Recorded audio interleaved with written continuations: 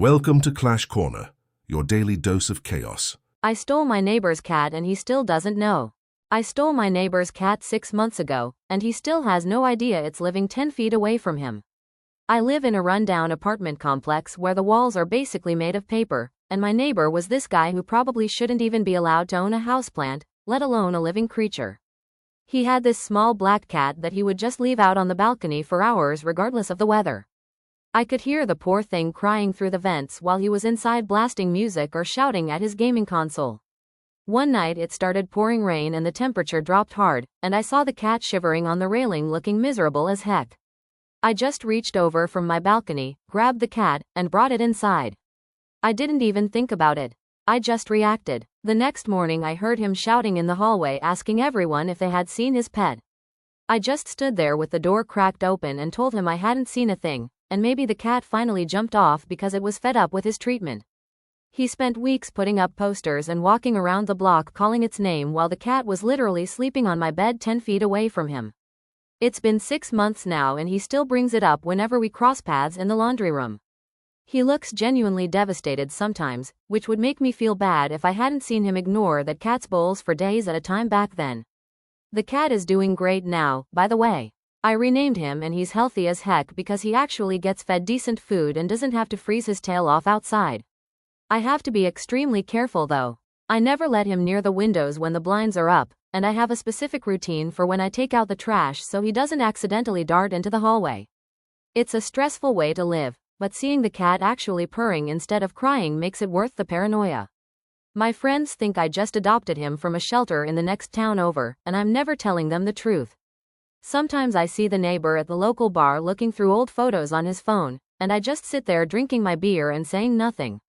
I know it's technically theft and I'm a liar, but some people just don't deserve the loyalty of an animal. He probably thinks a coyote got it or someone picked it up off the street, which is technically true, I guess. I just happen to be the someone. The cat seems to prefer my taste in movies anyway, so we're sticking to the plan. I'll probably move out when my lease is up just to end the risk of him hearing a meow through the wall. Until then I'm just the helpful neighbor who offers a sympathetic nod while the evidence is napping in my living room. Would you have done the same thing, or should I have handled this differently? Ready for more?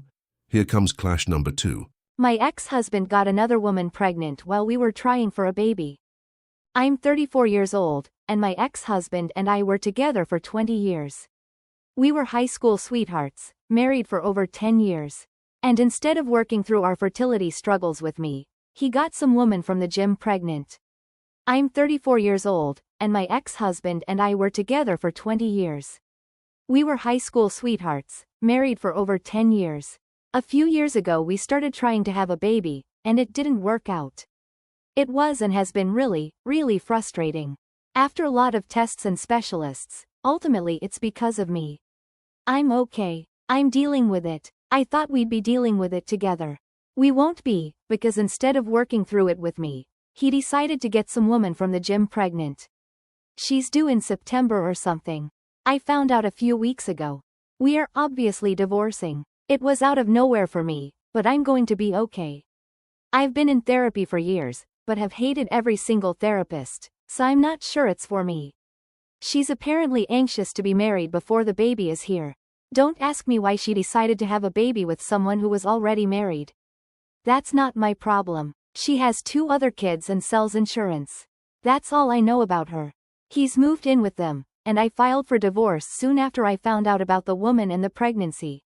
But I'm not really interested in making this easy for him, and they don't like this. Maybe I'm bitter, but honestly, I think I'm just getting what I deserve. I'm in a fellowship now, but I was in medical school and my residency for the past several years, while he's been working a good job. In addition to my schooling and residency and internship, I've always been the main homemaker. My dad is paying for my lawyer, and I told them both that I am not in any hurry. I'm not the pregnant one, but I think I deserve alimony for everything I've done to help him build his career. He makes really good money now, and sure I will too one day.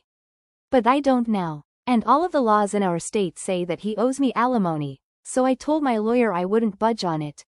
My dad agrees. My ex and his girlfriend are losing their minds, though. I have them blocked now, because of all of the hateful messages they've sent me. The weird thing is that I know I seem bitter for doing this, but it's not even that. It's not even hate. I just am looking at him in the last 20 years and I'm embarrassed for wasting so much time on him. And I think I deserve something for that. I also want the house.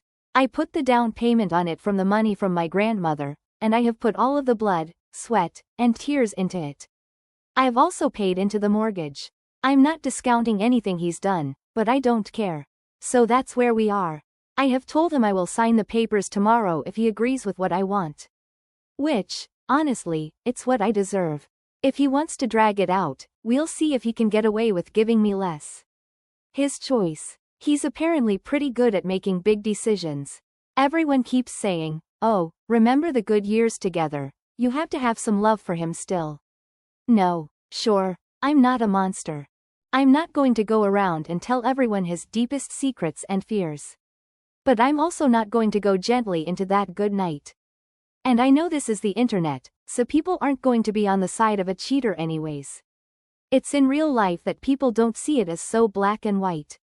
So letting this off my chest to people that get it. People might think I'm bitter. Maybe I am. But no, you don't get to abandon me and go and start a new life with some woman just because things got tough. Well, you do get to, but it's going to cost you. I don't care if he needs money for the baby. He can always make more. I can't get the last 20 years back. Would you do the same thing in my position? The chaos doesn't stop. Clash number 3. I confronted my neighbor about his leaf blower in my bathrobe. This happened this morning and my hands are literally still shaking as I type this. This happened this morning and my hands are literally still shaking as I type this, so bear with me. For 14 months I have been silently suffering. Every single Saturday, 7:15 in the morning, my neighbor fires up his industrial-grade leaf blower. Not a normal one. This thing sounds like a massive jet is landing in his driveway. I have a 4-month-old baby. I work night shifts at the hospital. I am running on approximately 11 minutes of sleep. I kept telling myself be the bigger person. I kept telling myself community matters. I kept telling myself a lot of things while lying awake at 7:15 in the morning wanting to dissolve into the mattress. This morning something in me just snapped. I walked over in my bathrobe. My wife was saying honey don't from the doorway. I didn't listen. I walk up to my neighbor. He is a large man. He does not see me at first because he is wearing noise-canceling earmuffs while operating a machine designed to cancel noise. So I just stood there, in my bathrobe, waiting, for a solid 45 seconds while he blew 3 leaves from one side of his driveway to the other. He finally sees me, turns off the blower, takes off the earmuffs, looks at me, and before I can say a single word, he goes, "Oh hey, you must be the husband. Your wife brings the best cookies to the block association." Good woman. I blacked out a little. When I came back I was apparently saying something about the Geneva Convention and acoustic warfare and gesturing toward his leaf blower like I was presenting evidence in a courtroom. I don't fully remember it. I remember the word habituation. I used the word habituation. By the end, 3 other neighbors had come outside. One started slow clapping. Slow clapping. I wanted to die. My neighbor apologized and said he'd never realized anyone could hear it. His wife has been on him about it too. And he shook my hand and said I had real guts. I went back inside. My wife was crying laughing. Apparently she'd been watching from the window and at one point I pointed directly at the sun as part of my argument and nobody knows why. The leaf blower has not gone off. It has been 4 hours. The baby is asleep. I should feel good about this. I cannot stop thinking about the part where I said habituation. Have you ever confronted someone while running on no sleep and immediately regretted how it went down? Another clash is on the way. Here's number 4. My girlfriend refuses to let me hire a cleaner. I've been with my girlfriend for just over a year, and we just had the biggest argument of our relationship over something I still don't understand. I've been with my girlfriend for just over a year. Before meeting her, I had a cleaner who would come over once a week for the major cleaning tasks. I'm a neat and tidy person. There are no clothes on the floor or anything like that. After meeting my girlfriend, she refused to allow the cleaner to come and said that we have to do it ourselves. She was a student and I was working, so she would do most of it and was happy with this arrangement, even though I offered to pay for a cleaner pretty much every week. She graduated last November and is starting work soon. Instead of hiring a cleaner, she's insisting that we continue to do it ourselves, but now split 50-50. I have a full-time job in finance plus a small business that takes about 5 hours a week, mostly from home, so it's not a big deal. I just don't understand her reasoning when I could easily pay for a cleaner and forget about this. We just had the biggest argument of our relationship, and she won't tell me why she's so insistent on us doing the housework. If someone thinks this is a money thing, it's not. We wouldn't even notice the money going out. I feel like I'm going crazy. What would you do in this situation? Chaos overload. Let's wrap up this final clash. I joked that my dad acts like he's on his period after he made fun of women. I made a joke about my dad being moody like he's on his period, and now he says I embarrassed him in front of his friends. I was at a family dinner with my dad, my younger sister, my older sister who was visiting, and one of my dad's friends along with his wife and son. At one point, my dad started joking with his friend about how lucky he was to have a son because living with women is apparently so difficult. Even though both me and my older sister already moved out for college or work and are barely home now.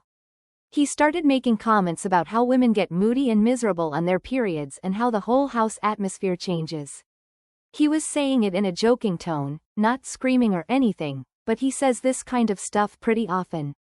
His friend then said he thanks the Lord every day for that. So I replied in basically the same joking tone that honestly, if he had a son exactly like him, it would probably be worse.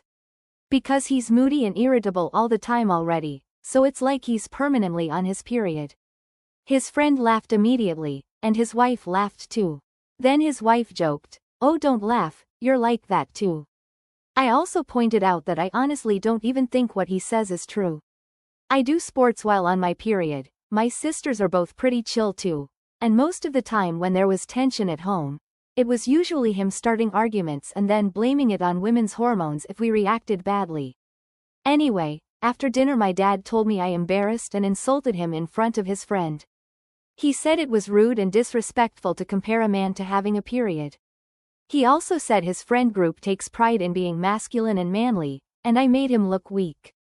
I honestly thought we were all joking around equally, and if he can make jokes about women being impossible because of periods, then I don't see why I can't joke back about him acting moody too.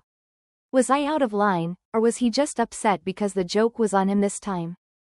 That was today's chaos. See you at the next clash. Don't just watch the clash, join the corner. Subscribe now.